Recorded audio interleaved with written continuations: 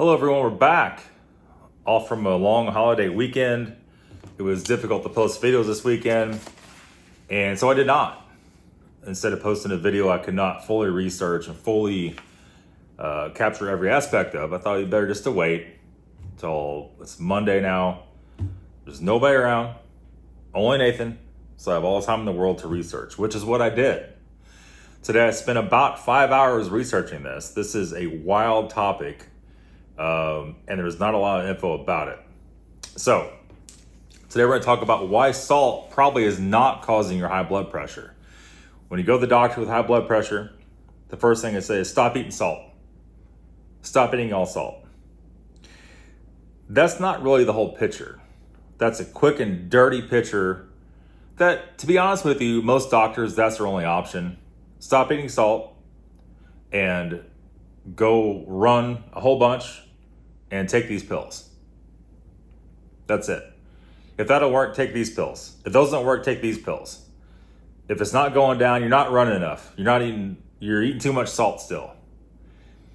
That's a ugly, quick, and dirty way to look at it. That's not exactly the case at all. So potassium. Potassium we're talking about today. This is a wide subject for potassium and blood pressure. Potassium is basically the opposite of salt. This will extract salt from your body. This will also reduce the amount of cholesterol or ugly plaque in your arteries, right? The issue is almost everybody is deficient in potassium. So I thought, okay, all right, let me go ahead and set out here to figure out what kind of potassium you need and exactly how much you need to take. So, after a massive amount of research, I figured out that there's a bunch of different types of potassium, man-made potassium, none of which ever actually relates to a lot of actual potassium that you need. So you have to start off with potassium citrate, potassium chloride, potassium phosphate, potassium aspartate, potassium bicarbonate, and potassium glycinate, right? I've been taking a potassium supplement, and after much research, I figured this is actually probably all the better you're going to do in a pill form or even a liquid form. So this is just nature-made potassium. I got this at the pharmacy. And a quick look at the back of it. Serving size is 1 tablet, right? And this is potassium, 550 milligrams of potassium from gluconate. So how much does that actually equate to in real potassium? 90 milligrams. So the 550 gets knocked down to 90. And how much of that is your daily percentage that you need? Your daily value? 2% of that. That's nothing. This is a minute amount of potassium. However, if you're very low in potassium, this is at least a start. I think this is very inexpensive. Less than $10, far less than $10 for this, for 100 tablets. The recommended dose to lower your blood pressure of potassium is 2,500 to 5,000 daily. You would have to eat this by the bottle full, and you can't. You can't do that. You could probably take 2 of these a day. If you take too much, this has fillers and stuff like that in the capsules, and it'll cause you great distress with your bowels. It'll make you constipated, all kinds of stuff. That's just like this is like an entrance. I looked everywhere. They don't make anything any better. Everything is minutely better for a lot more money, right? So that leaves us with a lot of issues here. This is potassium glycinate, by the way, right? As I read off in the label on the back. So basically, research is showing that one type of potassium is not better than another. So all that man-made stuff, one is not really better than another. Your body can't really tell it apart. Obviously, some will have different side effects than others. There is a whole plethora of info on this subject. So basically, that leaves you, how do you get enough potassium in your diet, Nathan? We'll circle back around to that. Right, circle back. Start off with slow potassium as you could have hidden issues. If you have severe kidney disease, your kidneys are basically not functioning. If you have Addison's disease, if you are on ACE inhibitors, beta blockers, or diuretics such as hydrochlorothiazide, taking more potassium may hurt you. Even though those medicines deplete potassium, it'll keep those medicines from helping you lower your blood pressure. The medicine will keep you from helping you lower your blood pressure. It's taking away what you need to make your blood pressure go down. That's what I'm trying to say, right? So this is an ugly situation. So to lower your blood pressure, as I said, you need at least 4,000 milligrams for adult male per day, right? Some nausea can start at 8 to 10,000 milligrams per day. That's a lot. You're probably never going to be able to get that no matter how much you try. At 14,000 a day, it could be toxic. You would have to take a mountain of supplements to ever get to 14,000 a day at only 90 milligrams of actual calcium per tablet per day, right? Obviously.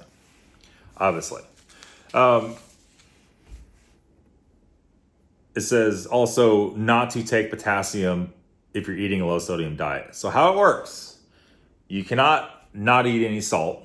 You cannot not have any potassium. Those two things, none of those two things, either one of those will cause you severe issue.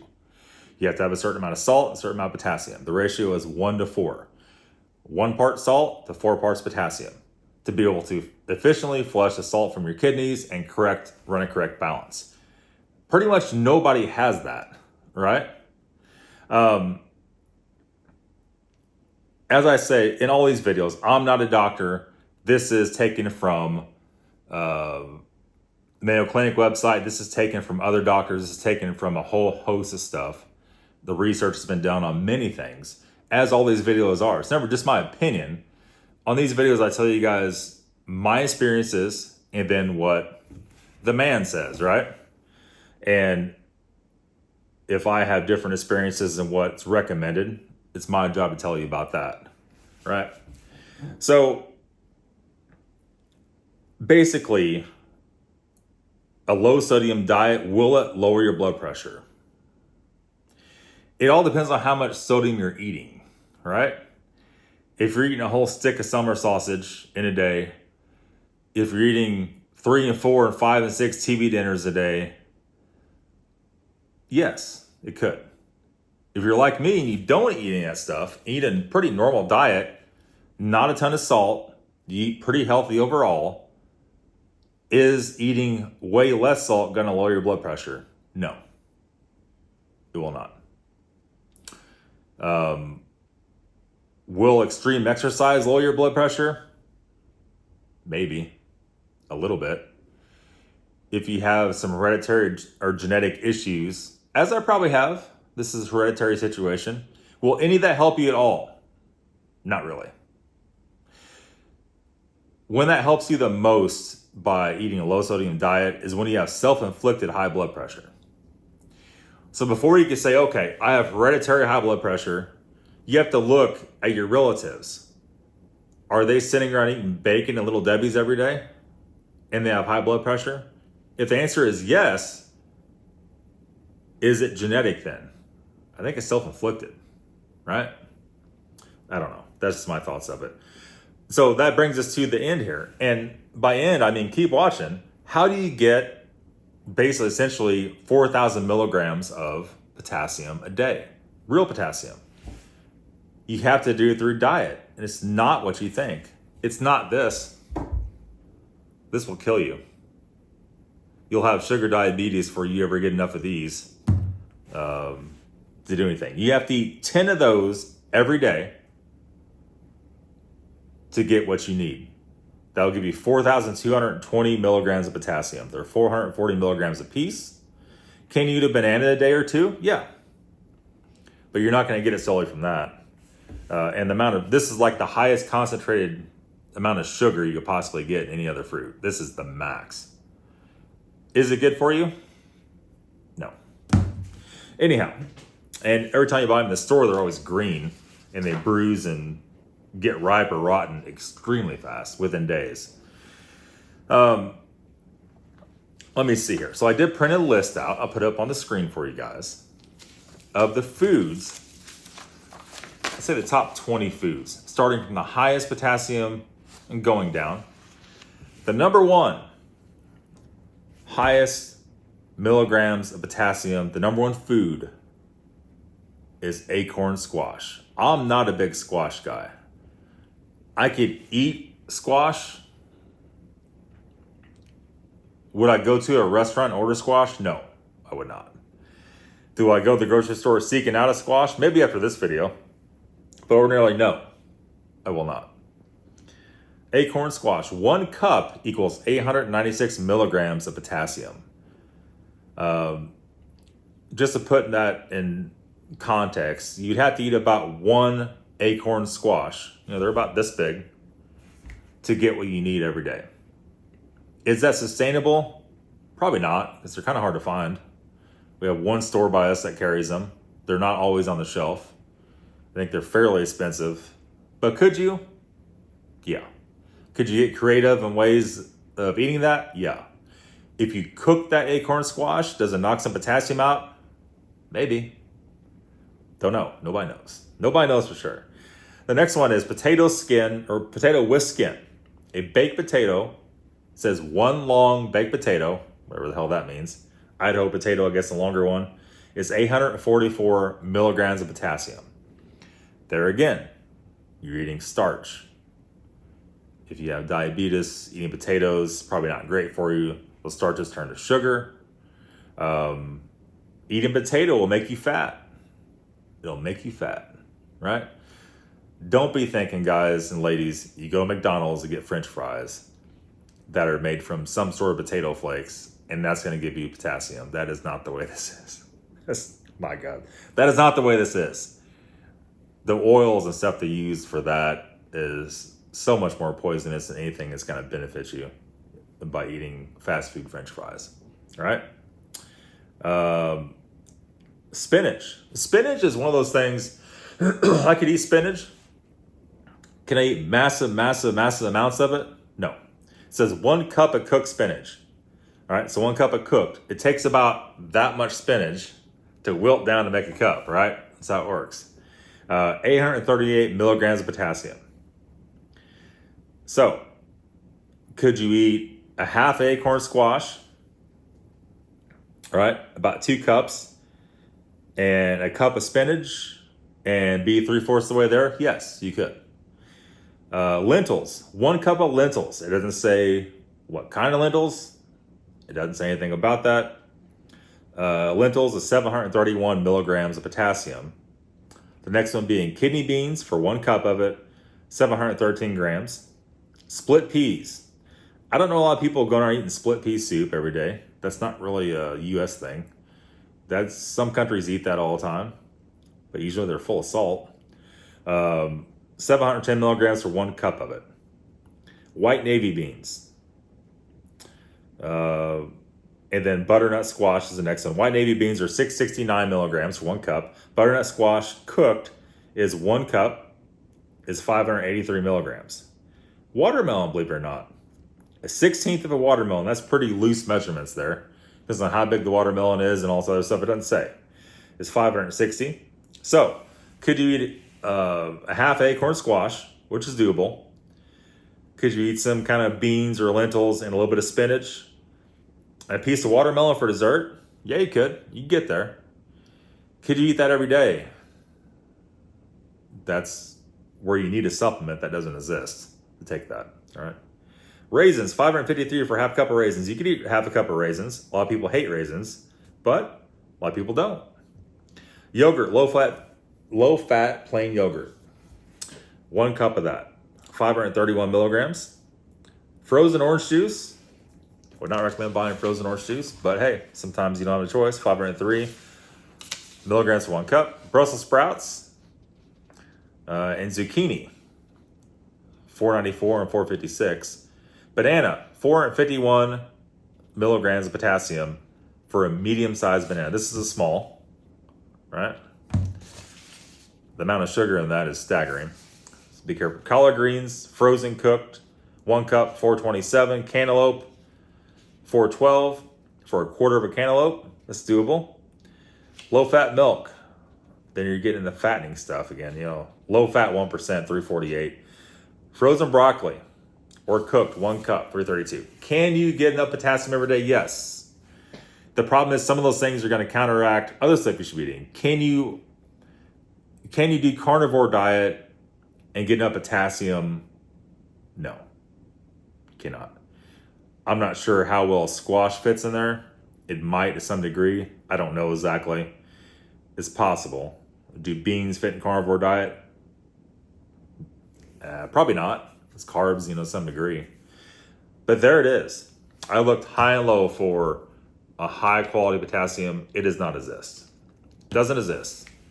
If you try to take 4,000 milligrams or more of potassium bicarbonate or acetate or any of that kind of stuff, it'll cause you other issues before you get to where you need.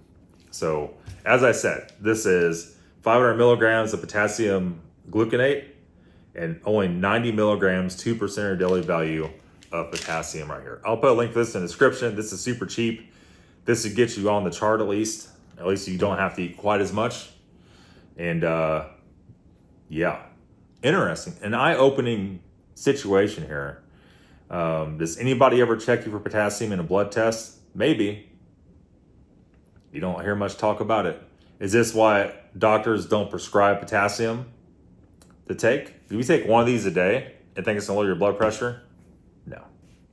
No. Have I noticed, been taking this a week, have I noticed any difference? Maybe a minute amount. Not much. I've taken 2 today. Will it hurt my stomach before you get to that point? Yes, it will. Absolutely will. So right now I have basically 180 milligrams of potassium in my system. I ate 2 bananas a day, right? It's 400 something a piece, 800. We're probably tipping on 1,000 milligrams in my system right now for today so far for potassium. But interesting. Somebody needs to come up with an actual supplement that's better than that. Will they? We don't know. Some supplements, their claim to fame is they have a lot more, 600 milligrams. After doing some research and reviews, and those were very poor. They're making people sick. There's too much other junk in those supplements that's going to hurt you before you benefit anything from potassium. That's the way with a lot of supplements, unfortunately. But hey, that's the way it is. Hope you guys liked today's video. You guys, if you have not been on the fish oil or the krill oil, I'll link it down below. If you have high blood pressure, please, the krill oil is the cleanest and the best one I found. That made monumental differences in my blood pressure and many, many other people's we know. If you don't have 20 some bucks to spend on a bottle of krill oil, go to your local store, buy the cheapest fish oil you get your hands on for $8 and take that for right now. That'll smack it way down your blood pressure. And everybody, hope you all are doing well. I'll keep going here, see if I can help as many people as we possibly can. We'll revisit the potassium at a later date. I have a little more information on it. Right now, eat some of the stuff that has high potassium in it if you're bad on blood pressure, or if you're not, or even if you're not. Thanks for watching, guys. Have a good day.